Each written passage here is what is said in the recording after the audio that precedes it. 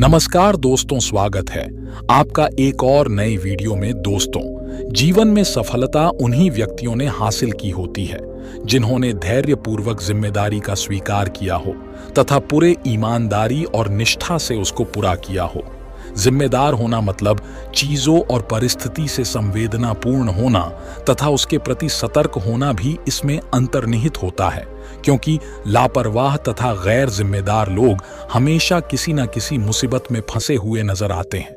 जिम्मेदारी लेने के बजाय हम अपने कामों को अधूरा छोड़कर स्वयं को नकारने से बचते हैं और इससे हमारे जीवन में निरंतर संकोच और आत्म संकट की भावना बनी रहती है। यह वीडियो आपको यह सिखाएगा कि जब हम खुद पर और अपनी क्षमताओं पर विश्वास करते हैं तो हम किसी भी चुनौती का सामना कर सकते हैं और कैसे हमारे कामों में चमत्कार हो सकता है। तो चलिए बिना किसी देरी के कहानी शुरू करते हैं। एक छोटा सा गांव था। उस गांव में एक व्यक्ति रहा करता था। उस व्यक्ति को भी यही तकलीफ थी। वह हमेशा खुद की क्षमताओं पर शक किया करता था। वह हमेशा दुविधा में रहता था। जो काम वह करता था वह काम उसे बिल्कुल भी पसंद नहीं था। वह तो उस काम को केवल मजबूरी में किया करता था ताकि उसका घर परिवार आसानी से चल सके, उन्हें 2 वक्त की रोटी मिल सके, उनका पेट भर सके। और वह हमेशा सपनों में ही खोया रहता कि किसी न किसी दिन उसे बहुत सारा धन मिल जाएगा और वह उस नगर का सबसे अमीर आदमी बन जाएगा। उसके पास वह सब कुछ होगा जो एक धनी व्यक्ति के पास होता है। सारी सुख सुविधाएं होंगी। उसके पास किसी चीज की कोई कमी ना होगी। मन में यही ख्याल लिए वह हमेशा अपने भगवान की पूजा किया करता। वह हमेशा यही सोचा करता कि मेरे ईश्वर के आशीर्वाद से उसके जीवन में चमत्कार घटेगा और वह बहुत धनी व्यक्ति बन जाएगा। इसीलिए वह दिन रात सुबह शाम केवल अपने इष्ट की पूजा करता, उनकी भक्ति में खोया रहता। और जब भी कोई उसे किसी कार्य के लिए कहता तो वह यही कहता, जो होगा वही करेंगे। मैं भला कौन हूं? वर्टिकल बार करने वाले तो सब वही है। लेकिन वास्तविकता में उसके मन के भीतर एक दुविधा थी। कुछ भी करने के लिए वह हमेशा दुविधा में फंसा रहता था। वह कभी किसी निर्णय पर पहुंच ही नहीं पाता था और जब भी वह किसी कार्य को पूर्ण नहीं कर पाता था तब भी उसके पास तरह तरह के बहाने हुआ करते थे। जैसे, मैंने तो बहुत कोशिश की किंतु यह कार्य पूर्ण हो ही नहीं सकता। यह कार्य करना तो असंभव है। यह कार्य बहुत कठिन है। इस तरह की उसके पास कई तरह के बहाने थे जिससे वह खुद को समझा दिया करता। उसकी पत्नी और उसके घर वाले उसे ताना मारा करते, उसे तरह तरह की बातें सुनाया करते, लेकिन वह व्यक्ति कुछ करने का नाम ही नहीं लेता था। एक दिन उसकी पत्नी उस व्यक्ति से कहती है, अरे तुम कुछ करते क्यों नहीं? आखिर हमारा परिवार ऐसे कब तक चलेगा? तुम जो मजदूरी करके पैसे लाते हो उसमें घर का खर्च नहीं चल पाता। आखिर तुम कुछ और काम क्यों नहीं करते? इस पर वह व्यक्ति कहता है, जैसे मालिक की इच्छा वह जैसा रखना चाहेंगे हमें वैसे ही रहना होगा। मैं चाहे कितना भी प्रयास क्यों ना कर लूं, लेकिन मैं उससे अधिक धन नहीं कमा सकता। जब तक कि मेरे मालिक ना चाहे, एक दिन उसका बच्चा बहुत बीमार पड़ गया और उसे अच्छे इलाज की आवश्यकता थी, लेकिन उस व्यक्ति के पास धन नहीं था। तभी उसकी पत्नी रोते हुए उस व्यक्ति के पास आई और कहने लगी, अरे जाइए ना, कुछ पैसों का बंदोबस्त कीजिए, ना हमारा बच्चा यूं ही मर जाएगा। इस पर व्यक्ति कहता है, अरे पगली, तू चिंता क्यों करती है? इससे कुछ नहीं होगा। मेरे ईश्वर मेरे साथ है और वह इसे बचा ही लेंगे। वह ऐसा कुछ नहीं होने देंगे। आखिर मैं उनकी इतनी पूजा करता हूं, दिन रात उनकी आराधना करता, उनकी भक्ति करता हूं, इसलिए हमारे बच्चे को कुछ नहीं होगा। तू चिंता मत कर। अपने पति की यह बात सुनकर उस व्यक्ति की पत्नी घर से बाहर निकली और उसने हर जगह हाथ पैर मारे, हर जगह लोगों से बात की, लोगों से धन मांगा, लोगों से मदद मांगी, लेकिन किसी ने उसकी मदद नहीं की।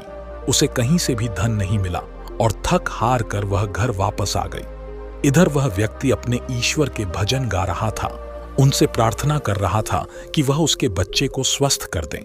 बच्चा पीड़ा के कारण लगातार रोए जा रहा था। उसकी पीड़ा असहनीय होती जा रही थी, जिस कारण उसका चीखना चिल्लाना और भी बढ़ता जा रहा था। काफी समय तक वह बच्चा चीखता चिल्लाता रहा, लेकिन उस व्यक्ति को तनिक भी फर्क नहीं पड़ा और अचानक उस बच्चे का चीखना चिल्लाना बिल्कुल शांत हो गया, जैसे ही उस बच्चे की आवाज बंद हुई। यह देखकर वह व्यक्ति सोचने लगा कि लगता है मेरे प्रभु ने मेरे बच्चे को ठीक कर दिया। उसने प्रभु का धन्यवाद किया और कहा, मैं जानता था आप मेरे बच्चे को जरूर स्वस्थ कर देंगे। आखिर मैं आपकी इतनी पूजा करता हूं, आपकी इतनी आराधना करता।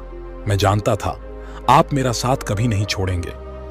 अपने बच्चे की आवाज ना आती हुई देख उसकी पत्नी उस बच्चे के पास पहुंची और जोर से चिल्लाकर उस बच्चे को उसने अपने गले से लगा लिया और जोर जोर से रोने लगी। तब जब उसने यह सब देखा तो उस व्यक्ति को यह एहसास हो चुका था कि उसके भगवान ने उस बच्चे को नहीं बचाया था, बल्कि अब उसका बच्चा इस दुनिया में नहीं रहा। और जब उसे एहसास हुआ तब उसे बहुत गहरा धक्का लगा। उसे यह समझ नहीं आ रहा था कि आखिर यह कैसे हो सकता है। वह तो अपने प्रभु की इतनी भक्ति करता है, इतनी आराधना करता है, फिर आखिर यह सब कैसे हो गया। उसके मन में ऐसे कई प्रकार के प्रश्न उत्पन्न हो रहे थे और उन प्रश्नों को लेकर वह यहां वहां भटकता रहा और ऐसे ही कई दिन बीत गए। दिन के बाद हफ्ते और हफ्तों के बाद महीने बीत गए, लेकिन अब तक उसे उसके प्रश्नों का कोई उत्तर नहीं मिला था। जब भी किसी से इसके बारे में बात करता तो हर कोई उसे केवल एक ही जवाब देता कि लगता है तुम्हारी भक्ति में कोई कमी रह गई थी। शायद इसी कारण ईश्वर ने तुम्हारी नहीं सुनी। लेकिन उसे किसी की बात पर कोई यकीन नहीं था। उसे उस जवाब से कोई संतुष्टि नहीं मिल रही थी। वह अपने बच्चे को खोने के कारण बहुत तकलीफ में था। मन ही मन वह पूरी तरह से टूट चुका था। एक दिन वह किसी मार्ग से होता हुआ कहीं जा रहा था, लेकिन तेज धूप के कारण वह एक पेड़ की छांव में बैठ गया और वहां पर बैठकर अपने बच्चे को याद करके जोर जोर से रोने लगा। उसी मार्ग से एक साधु होकर गुजर रहे थे। उन्होंने जब उस व्यक्ति के रोने की आवाज सुनी तो वह उसके पास पहुंचे और उस व्यक्ति से कहते हैं, क्या बात हो गई? आखिर तुम इतने जोर जोर से इस तरह रो रहे हो? क्या कोई संकट आ पड़ा है? आखिर क्या बात है, मुझे बताओ। इस पर उस व्यक्ति ने अपनी सारी बातें उन साधु को बता दी और साधु से कहता है, हे गुरुवर, आखिर इसने मेरी क्या गलती है? आखिर मैंने क्या किया? मेरी पत्नी मुझे मेरे बच्चे की मौत का जिम्मेदार ठहरा है। आप ही बताइए, भला मैं अपने बच्चे को क्यों मारना चाहूंगा? मैं तो बस ईश्वर से उसकी सलामती के लिए दुआ मांग रहा था, तो क्या मैंने गलत किया है? तभी उन गुरुवर ने उस व्यक्ति से कहा, यदि तुम्हारे बच्चे को इलाज मिल जाता तो क्या वह ठीक हो जाता? इस पर वह व्यक्ति कहता है, हां, अवश्य ठीक हो जाता। तभी वह साधु उस व्यक्ति से कहते हैं, तो आखिर तुमने इलाज क्यों नहीं करवाया? इस पर व्यक्ति कहता है, गुरुवर, मेरे पास इतना धन नहीं था कि मैं उसका इलाज करवा सकूं। तभी गुरुवार उस व्यक्ति से कहते हैं, तुम्हारे पास धन क्यों नहीं था? तभी वह व्यक्ति इसका जवाब देते हुए कहता है, गुरुवर, जहां मैं काम करता हूं वहां पर मुझे बहुत ही कम तनख्वाह मिलती है और इससे मेरा घर बड़ी मुश्किल से चल पाता है। ऐसे में मैं भला अधिक धन कहां से जोड़ सकता हूं? तभी वह व्यक्ति से कहते हैं, यदि तुम्हारी बच्चे की मृत्यु धन ना होने के कारण हुई है तो तुम ईश्वर को क्यों दोष दे रहे हो? उसने तो नहीं कहा था कि तुम अधिक धन मत कमाओ। उसने तो तुमसे नहीं कहा था कि तुम वहीं पर काम करते रहो जहां पर तुम्हें कम तनख्वाह मिलती है। ईश्वर ने तो तुमसे नहीं कहा था कि तुम मेरे भरोसे बैठो। यह सुन वह व्यक्ति थोड़ा सा अचरज में पड़ गया। उसने उन साधु से कहा, गुरुवर, तो क्या हमें ईश्वर की मदद नहीं मांगनी चाहिए? क्या हमें उनकी पूजा आराधना नहीं करनी चाहिए? तभी वह व्यक्ति से कहते हैं, तुम्हारा ईश्वर कोई और नहीं बल्कि तुम्हारे भीतर है। वह तुम्हारी आंखों से देखते हैं, तुम्हारे ही हाथों से कार्य करते हैं, तुम्हारे ही पैरों से चलते हैं, और जब तुम्हें कुछ करने की के लिए तैयार ना हो तो वह तुम्हारी मदद कैसे कर सकते हैं? तुमने ही अपने ईश्वर को हाथ पर हाथ धरे रखने के लिए मजबूर कर दिया है। तभी वह व्यक्ति उनसे कहता है, ठीक है, आपकी बातें बड़ी कड़वी लग रही हैं, लेकिन जो कुछ भी आप कह रहे हैं वह सब सत्य है। कहीं ना कहीं मैं अंदर से जानता था कि मैं ही अपने बच्चे की मौत का जिम्मेदार हूं। यदि मैंने थोड़ा और धन जुटा लिया होता, यदि मैंने थोड़ी सी मेहनत की होती, लोगों से मदद मांगी होती, तो अवश्य ही आज मेरा बच्चा जिंदा होता, मेरे साथ होता। इतना कहकर व्यक्ति जोर जोर से रोने लगा। कुछ देर रोने के बाद फिर से शांत होकर गुरु से कहता है गुरुवर, जब भी मैं कोई कार्य करने जाता हूं तो मेरे पास इतने साधन नहीं होते थे, ना ही धन होता था, ना ही किसी का सहयोग मिलता था। और जब भी मैं कोई कार्य करने जाता तो मेरे मन में एक शंका होती, एक संकोच होता कि क्या मैं इस कार्य को कर सकूंगा या नहीं। तभी वह साधु उस व्यक्ति को एक पेड़ की तरफ इशारा करके कहते हैं, क्या तुम पेड़ पर चढ़ना जानते हो? व्यक्ति कहता है, नहीं गुरुवर, मैं आज तक कभी भी पेड़ पर नहीं चढ़ा और ना ही मैं पेड़ पर चढ़ना जानता हूं, किंतु आप मुझसे यह क्यों पूछ रहे हैं? इस पर वह साधु कहते हैं, अभी बताता हूं। उन्होंने पास में बैठे हुए एक कुत्ते को एक पत्थर मारकर क्रोध दिलाया और वह तुरंत ही पास वाले पेड़ पर चढ़कर बैठ गए। और अब उस कुत्ते के सामने वह व्यक्ति था। उस कुत्ते ने क्रोधित होकर उस व्यक्ति को दौड़ाया। उस व्यक्ति को कुछ समझ नहीं आ रहा था, वह बस तेजी से भागता जा रहा था। तभी उसे अचानक एक पेड़ नजर आया। वह व्यक्ति उस पर जाकर तुरंत चढ़ बैठा। कुछ देर बाद जब कुत्ता वहां से शांत होकर चला गया, तब साधु उस व्यक्ति के पास आए और उस व्यक्ति से कहते हैं, क्या हुआ? तुम तो कह रहे थे कि तुम्हें पेड़ पर चढ़ना नहीं आता, फिर तुम इस पेड़ पर कैसे चढ़ गए? इस पर व्यक्ति कहता है, गुरुवर, ना जाने क्यों, लेकिन अचानक ही मैं इस पेड़ पर चढ़ बैठा। मैं नहीं जानता यह मैंने कैसे किया, लेकिन मुझे अपनी जान बचाने के लिए यह करना ही पड़ा। इस पर वह साधु तो मुस्कुराने लगे और उस व्यक्ति से कहते हैं, मजबूरी व्यक्ति से सारे काम करा लेती है, फिर चाहे वह उसे कार्य पसंद हो या ना हो। जब तुम्हारी जान पर बन आई तो तुम इस पेड़ पर चढ़ बैठे। आखिर उस वक्त तुमने अपने ईश्वर को क्यों नहीं याद किया? तुम्हें उन्हें अपनी मदद के लिए क्यों नहीं बुलाया? तुम चाहते तो वहीं पर बैठकर अपने ईश्वर को याद कर सकते थे, उन्हें अपनी रक्षा के लिए बुला सकते थे, लेकिन तुमने ऐसा नहीं किया।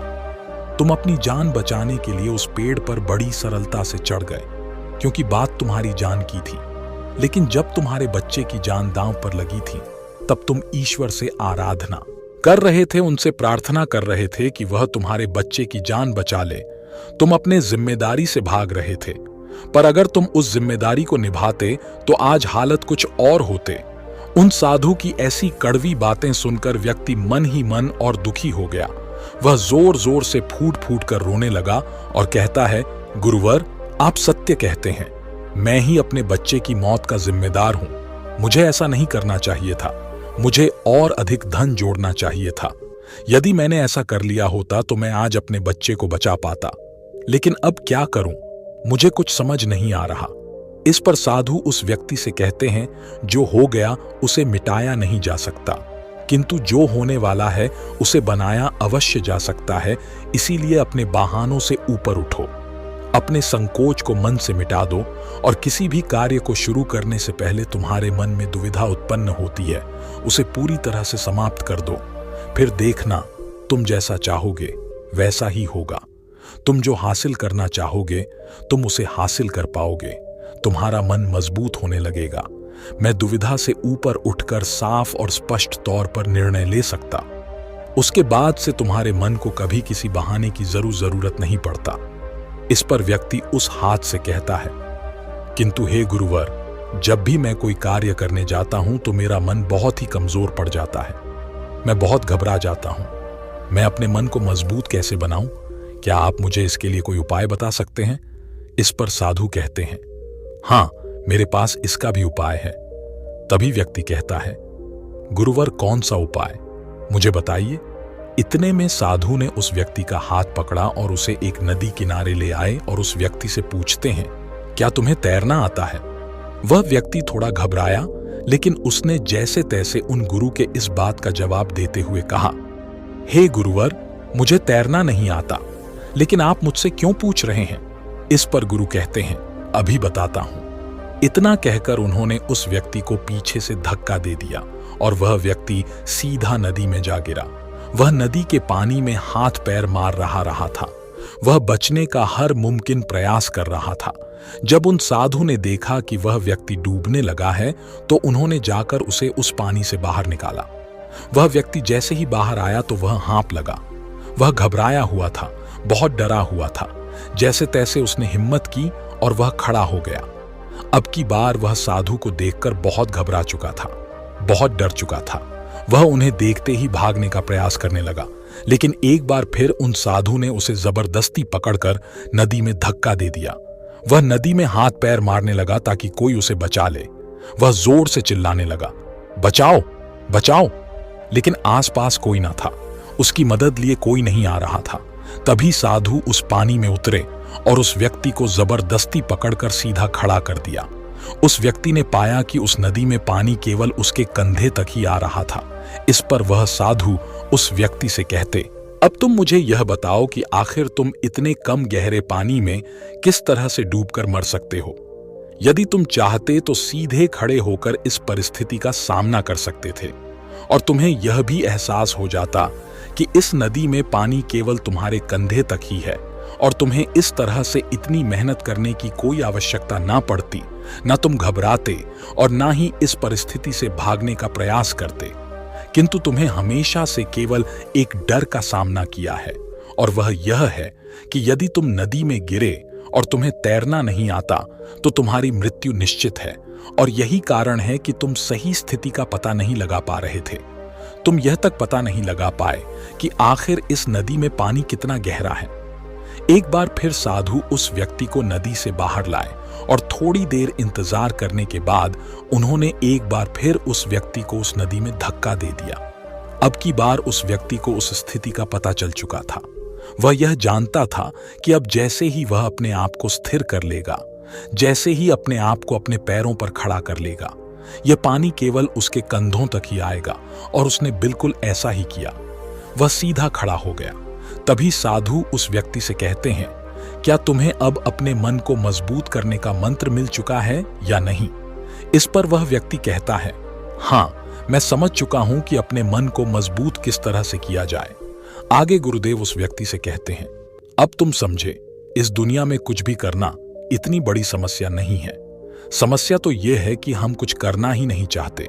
जब भी हमें डर लगे या कोई समस्या खड़ी हो तो हमें उसमें उतर कर देखना चाहिए, उसका आकलन करना चाहिए, उसे समझना चाहिए, जब तक कि वह समस्या संभावना ना बन जाए और तुम्हारे भीतर से उस परिस्थिति का सामना करने का डर निकल ना जाए। ऐसे ही हमारा मन मजबूत होता है। आज तुम्हारे पानी का डर समाप्त हुआ है, लेकिन वास्तविकता तो यह है कि तुम अब भी तैरना नहीं जानते, और जब तक तुम तैरना नहीं जान सकोगे तुम गहरे पानी में उतर नहीं सकोगे। इसलिए मेरी एक बात हमेशा याद रखना, इस संसार में ऐसा कुछ नहीं है जो तुम नहीं कर सकते। बस तुम्हें तुम्हारे साथ खड़े होना आवश्यक है, तुम्हें अपना साथ देना आवश्यक है। इसलिए अपने आप को धोखा देना बंद करो, अपने आप को दुविधा से बाहर निकालो, अपने आप पर संकोच करना बंद करो। अपनी शक्ति को पहचानो तो हर कार्य कर सकते हो जो तुम करना चाहते हो। यह सुन उस व्यक्ति को अपनी गलती का एहसास हो गया और उसने गुरु को प्रणाम किया और वापस अपने घर की ओर लौट गया। अब से वह हर रोज अपनी गलतियों को सुधारने में लग चुका था, अपने मन को मजबूत करने में लग चुका था। जब भी उसके सामने कोई परिस्थितियां थीं, इसका सामना करने में उसका मन घबराता, उसका मन डरता, तो वह उस परिस्थिति के सामने खड़ा हो जाता और उनका डट के सामने करता, अपनी जिम्मेदारियां निभाता, क्योंकि यही करते हैं जिम्मेदार लोग, डट के खड़े होते हैं। उसने अपने मन के संकोच को, अपनी दुविधाओं का त्याग कर दिया था और उसने अपना हाथ थाम लिया था। जिस भी कार्य में उसे डर लगता वह उस कार्य को जरूर करता है, जिससे उसका मन और भी अधिक मजबूत हो जाता। अब ना ही उसके मन में कोई संकोच होता था, ना ही वह किसी से किसी प्रकार के डर की बातें करता। हर परिस्थिति का सामना करने के लिए पूरी तरह से तैयार रहता और इसी प्रकार उसके मन का सारा डर खत्म हो चुका था और वह अपने जीवन में आगे बढ़ने के लिए पूरी तरह से तैयार था। अब वह जो कुछ भी चाहता था वह उसे हासिल करने में पूरी तरह से सक्षम था। दोस्तों, उम्मीद है कि आपने आज के इस वीडियो से जरूर कुछ ना कुछ सीखा होगा, तो इस वीडियो को अपने दोस्तों के साथ शेयर करना ना भूलें। और अगर आप ऐसी ही गौतम बुद्ध की कहानियों को लिखित रूप में पसंद करते हैं तो बोधि थिंक चैनल हमें ऐसे ही सपोर्ट करने के लिए चैनल को सब्सक्राइब जरूर करिए। तो चलिए मिलते ऐसे ही एक और नई वीडियो में, तब तक के लिए अपना ख्याल रखें। धन्यवाद और नमो बुद्धाय।